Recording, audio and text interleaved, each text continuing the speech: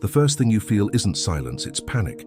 The second you turn off your phone, your brain screams for signal, like an animal denied its drug.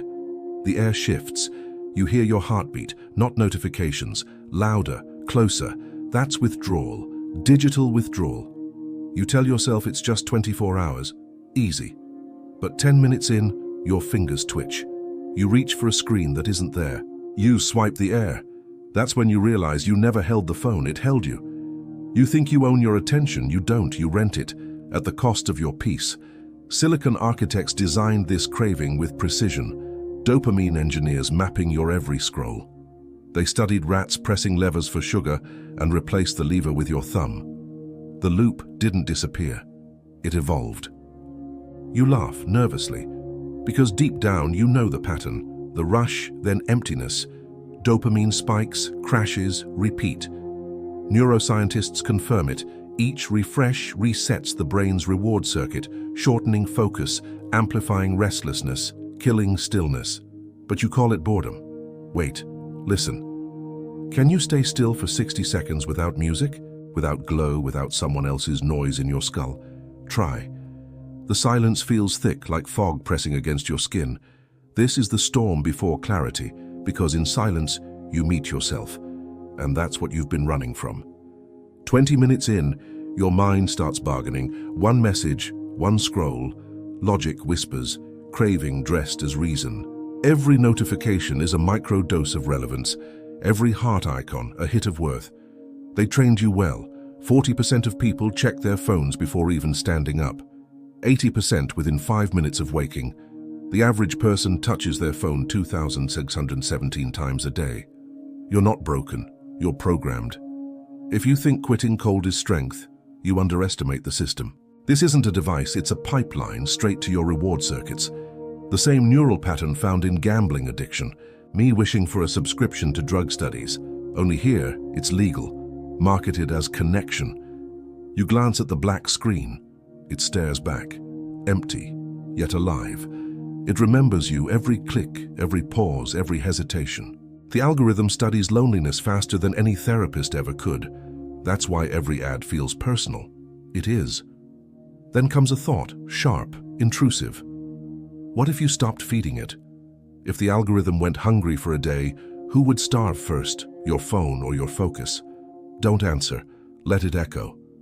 Because the truth is, you never craved information, you craved escape. And when the noise stops, escape ends. Breathe. If you're still here listening, that means you already outlasted most. You've crossed the first wall. Keep going.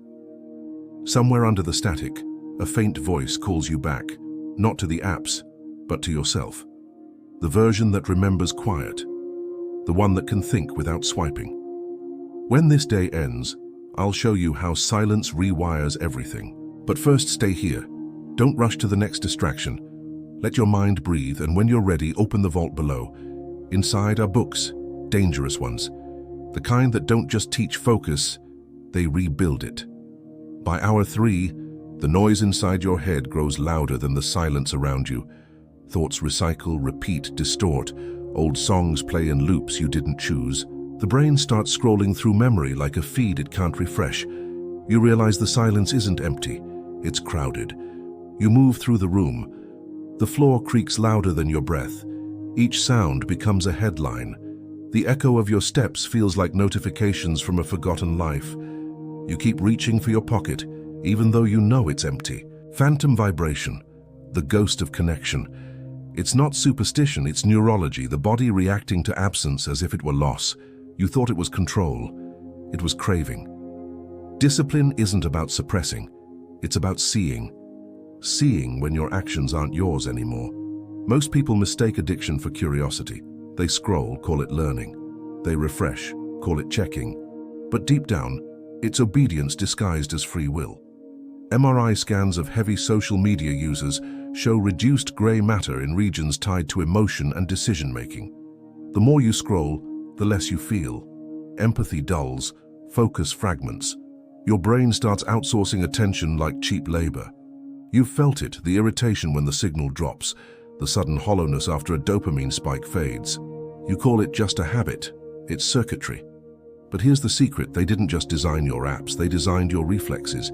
Each color, sound, vibration, mapped, tested, optimized to hijack your reward system. It's not accidental that red icons make you anxious. Red means urgency. Your biology never stood a chance. Wait, pause this thought. Can you hear your own breathing yet? The inhale, shaky. The exhale, uneven. That's your nervous system trying to reset. Each breath pulls you one step out of the algorithm. This is digital detox at the level of neurons, not apps. Every second you resist, the chemistry shifts. Dopamine recalibrates. Your brain is relearning what satisfaction feels like without stimulation. It hurts. It's supposed to. You're not bored, you're rewiring. Picture the black screen pulsing faintly in the dark, each pulse a thought begging for distraction. Don't touch it. Observe. Let it twitch and dissolve.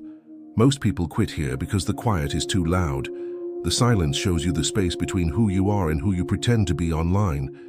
That space, it's vast, but it's yours.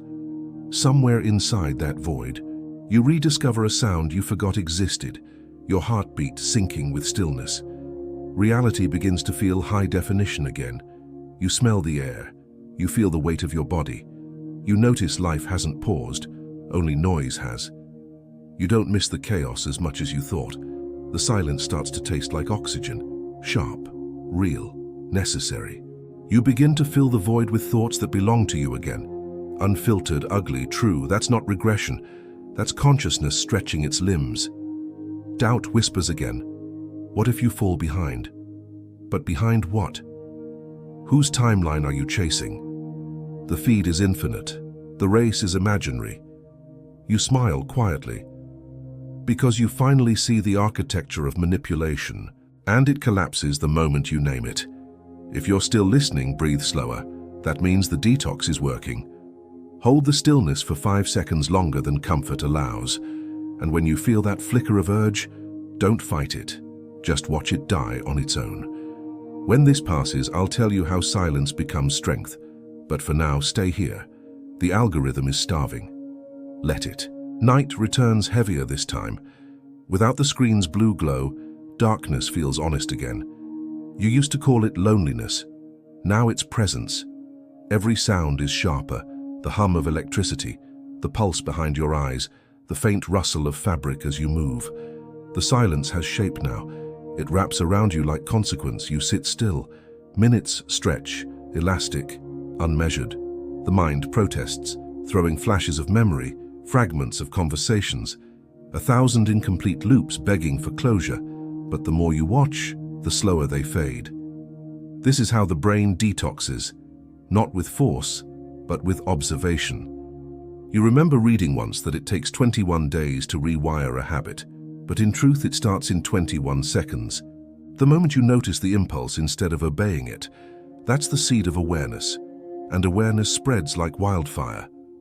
Wait, feel that? The sudden ache behind your eyes when you don't scroll? That's dopamine withdrawal, the chemical echo of constant stimulation collapsing. Neuroscientists call it a baseline crash. It feels like emptiness, but it's repair. You walk to the window. Outside, the city glows, screens inside other rooms, faces lit by artificial dawns. Everyone plugged into the same hum.